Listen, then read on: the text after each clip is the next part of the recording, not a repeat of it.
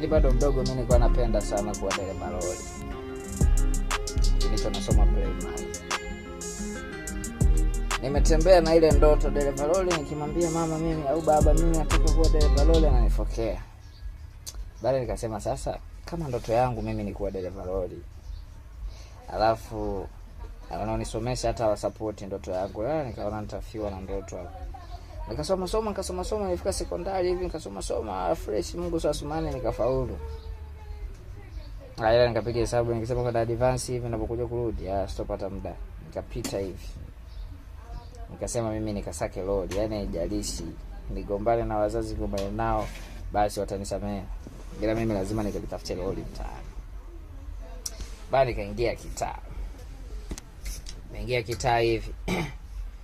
Nikaanza kutafuta connection. Nikasugua sana. Gaika sana. Yaani unatoka umbali mrefu sana unatembea kwenda kutafuta michongo mtaani hivi. Yaani hata ile kupata ugali tu, ilikuwa raha sana ukiwa nyumbani. Yaani kama uko unatokea nyumbani unaenda kujitafuta, swala la kula mara moja na kula tena kesho, yaani swala la kawaida kabisa. Hiyo mimi nimeaccept. Mwisho wa siku nimebahatisha nikapata mshikaji fulani hivi. Alikuwa anaendesha lori kwenye kampuni kampuni Azam hivi. Nimempata namba yake, nikafly kinoma, nikamwambia baba, sasa mimi bwana ndoto yangu toka nikiwa mdogo napenda kuwa dereva lori. Na ni kwa vile nimekupata hapa mimi nahisi ndoto yangu inaenda kutimia. Nikaniambia usijali mdogo wangu. Na hela, nikamwambia hela sina. Yaani hivyo ndo najitafuta. Hela ya kula yenyewe nikipata na kula leo, kesho sina. Akaniambia sawa, akanitazama pale akanionea huruma. Amenionea huruma.